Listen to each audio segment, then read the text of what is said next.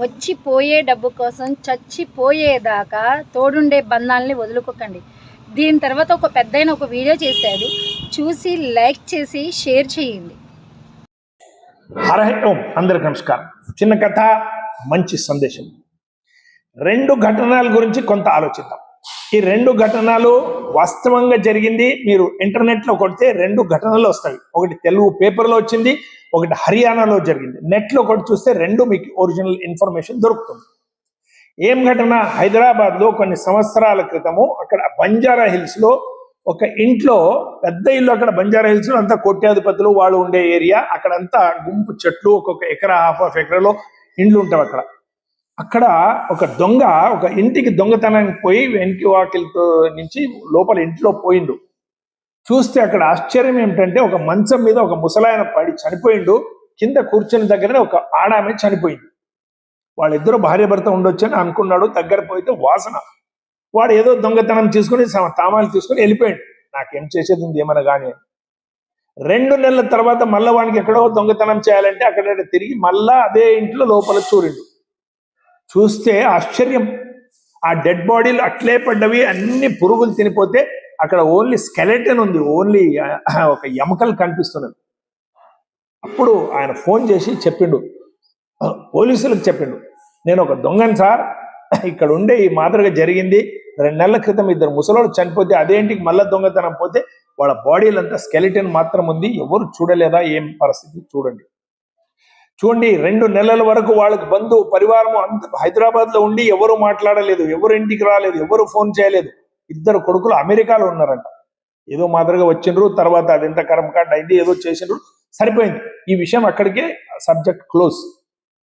అయితే మేము ఇక్కడ ఆలోచించాల్సింది ఏమంటే, ఒకటే ఊర్లో ఒకటే దగ్గర ఉన్న వ్యవస్థలో అన్నదమ్ములు, బంధు బాంధవులు, అక్కజనులు ఒకరికొకరు మాట్లాడరు, ఒకరింటికి ఒకరు పోరు, ఒకరి దగ్గరకు ఒకరు రారు, వాళ్ళ ఇంటికి ఎవరిని పిలవరు, వీళ్ళ ఇంటికి వాళ్ళు పోరు.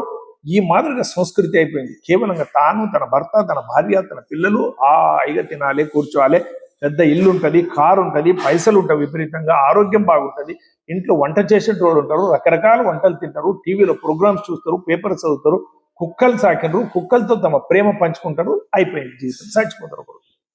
ఇది సంస్కృతి మనది కాదు. ఇదే ఘటన హర్యానాలో ఒకటి జరిగింది. అక్కడ ఏమైంది, ఒక రిటైర్డ్ కెప్టెన్, మిలిటరీ కెప్టెన్, ఆయన భార్య, ఆయన ఇద్దరే ఉంటారు అక్కడ హర్యానాలో. 2 కొడుకులు అమెరికాలో ఉంటారు. భార్య చనిపోతుంది. ఫోన్ చేస్తాడు కొడుకులకి, నాయనా మీ తల్లి చనిపోయిందిరా, అమ్మ చనిపోయింది, రాండి.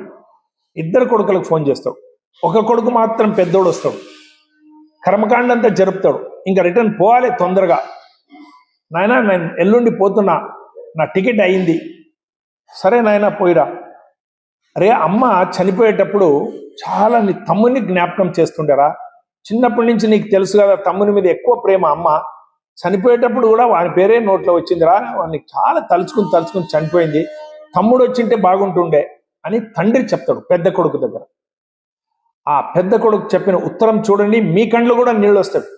ఆయన ఏం చెప్తాడు, నాయనా నేను తమ్మునికి ఫోన్ చేశాను, అమ్మ చనిపోయిందిరా, పోదాం ఇండియాకి అంటే. ఇప్పుడు ఆయన నేను ఉండే స్థలము ఏరోప్లేన్లో 6 గంటల ప్రయాణం ఉంది, అంత దూరంలో ఉంటాడు నాయన. నేను పోయి ఇంట్లో మాట్లాడించడానికి కూడా కాదు, 6 గంటల ఏరోప్లేన్లో ప్రయాణం చేస్తే వాని ఊరు వస్తుంది, అంత దూరంగా అమెరికాలోనే ఉంటాడు. ఆయన ఏం చెప్పిండంటే, నా భార్య ఉద్యోగం చేస్తుంది, నేను ఉద్యోగం చేస్తున్నా, పిల్లలకి స్కూల్కి ఇడవాలి, ఈ మధ్యలో నా భార్య ఆరోగ్యం సరిగ్గా ఉండలేదు, ఏదో కారణాలు చెప్పి ఇప్పుడు నువ్వు పోయిరా, అమ్మ చనిపోయింది, నువ్వు కర్మకాండాలు చేసిరా, నాయన చనిపోతే నేను పోతా, నేను పోయి అప్పుడు కర్మకాండాలు చేస్తా, నువ్వు వచ్చేది అవసరం లేదు. తండ్రి కంట్లో నీళ్ళు వచ్చింది, లోపల పోయి ఏడ్చిండు. తర్వాత ఆ రోజు ఒక కాగితం తీసుకుని దాంట్లో ఒక నోట్ రాసిండు, నాయన నీవు వెళ్ళిపో పర్వాలేదు, కానీ ఒక పని చేసిపో, నా కర్మకాండ కూడా నీవే చెయ్యి. తమ్ముడు మళ్ళీ నేను చనిపోయినప్పుడు అంత దూరం నుంచి అమెరికా నుంచి వచ్చి కర్మకాండాలు చేసేది అవసరం లేదు నాయన అని రివాల్వర్ నుంచి గోలీ కొట్టుకొని చనిపోయిండు ఆ కెప్టెన్. లెటర్ రాసిపోయిండు. ఇది జీ న్యూస్లో వచ్చింది, ఇంటర్నెట్లో కొడితే ఈ ఘటన దొరుకుతుంది. చూడండి, అమెరికాలో ఒకసారి పోయి ఉండిపోతే వాళ్ళకి స్వర్గం. అక్కడ రోడ్స్, అక్కడ సిస్టమేటిక్, అక్కడ డెమోక్రసీ, అక్కడ పోలీస్ వ్యవస్థ, అక్కడ నీట్నెస్, అక్కడ స్కూల్స్, షాపింగ్ మాల్స్, బిల్డింగ్స్, ఇదంతా చూసుకుని చంద్రలోకం ఇది. ఇంకా మాకు ఇండియాకి వచ్చేది అవసరం లేదు. ఇండియాలో డస్ట్ ఉంటుంది, కుక్కలు ఉంటుంది, అంత మురికి ఉంటుంది, ఎవరు అడగరు ఇచ్చారు, అట్లా ఇట్లా లిటరసీ లేదు, మనదంతా బాగుంది, ఇక్కడే ఉండిపోవాలి అనే భావనతో వాళ్ళు మైండ్ సెట్ అయిపోతుంది. పైసలు పైసలు 1 కోటి 2 కోట్లు 4 కోట్లు 10 కోట్లు పైసలు పైసలు పైసలు. ఇక్కడ ఉన్న మానవీయత, ఇక్కడున్న ధర్మము, ఇక్కడున్న అంతఃకరణము, ఇక్కడున్న ఆత్మీయత, ప్రేమ, తల్లిదండ్రులు మనం పెద్దగా చేసి ఇంతవరకు మమ్మల్ని చేసినారు, వృద్ధాప్యంలో వాళ్ళ పక్కన ఉండి కొన్ని రోజులు ఉండదామనే భావన పోతుంది. ఇది చాలా దుర్భాగ్యం. మమ్మల్ని ఇంత చిన్నప్పటి నుంచి పెద్దగా చేసి ఇచ్చేసిన తల్లిదండ్రులకు మేము చూడకుంటే వృద్ధాప్యంలో మేము ఇంత గడిచి ఇంత పైసలు సంపాదించి ఏం లాభం లేదు. ఒక చిన్న ఘటన వస్తుంది, తల్లి చనిపోతుంటే వృద్ధాప్యంలో ఉంటే కొడుకు 10 మంది డాక్టర్ని పెట్టి అన్ని అమెరికా నుంచి వచ్చి అన్ని తినబెట్టి ఆమెకి ఏం కావాలో తిను అంటే ఆమె అంటుంటుంది. అప్పుడు డాక్టర్స్ అంటారు, ఏమంటే అది తెలుస్తలేదు అంటే ఏం తెలుసుకోవాలి సార్, ఇంత తిను, అమ్మ లేవు నువ్వు కూర్చో, అవి తిను, గోడంబి తిను, కిస్మిస్ తిను, బాదాం తిను, చూడు డాక్టర్స్ 5-6 మంది డాక్టర్స్ వచ్చిండ్రు, నీకు అంతా నార్మల్ ఉంది, ఎందుకు ఇచ్చేస్తావు అంటే ఎట్లా అర్థమవుతుంది నీ మాటలు అన్నాడంట. అప్పుడు లోపల నుంచి పని చేసి ఆమె వచ్చి 1 ఈడ్చి కొట్టిందంట. ఆమె చిన్నప్పటి నుంచి వీడిని పెద్దగా చేసిందంట. అరే నీవు అప్పుడు పండుకొని అమ్మ మీద ఉచ్చలిపోస్తే అమ్మ తడి బట్టల మీద పండుకొనింది ఎన్నో రాత్రులు, నీకు ఆకలి అయితే నీవు అని ఏడిస్తే అది ఆకలి అయిందని నీకు అన్నం పెట్టిందిరా.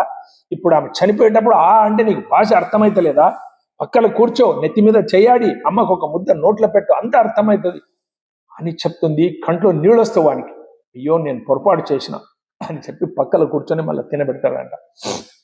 మాతృదేవోభవ, పితృదేవోభవ, ఆచార్య దేవోభవ, అతిథి దేవోభవ, సర్వే జనా సుఖినో భవంతు, సర్వే సంతు నిరామయ. ఇవి మనకు చెప్పింది ధర్మం, సందేశం. పైసలు పైసలు పైసలు పైసలు కాదు, ఎన్ని గడిచినా నీకు రాదు. Lata Mangeshkar, Steve Jobs, Alexander కథలు వినండి. పైసలు పైసలు వెంట పడొద్దండి, మానవీయత పెంచుకోండి, మనుషులుగా జీవించండి. ఇండియాకి రాండి, కొన్ని రోజులు 10 సంవత్సరాలు 20 సంవత్సరాలు ఉండి పైసలు సంపాదించి ఇండియాకి వచ్చి తల్లిదండ్రుల దగ్గర ఉండండి, అందరి దగ్గర ఉండండి. భారత్ మాతకి జై. అందరికీ నమస్కారం.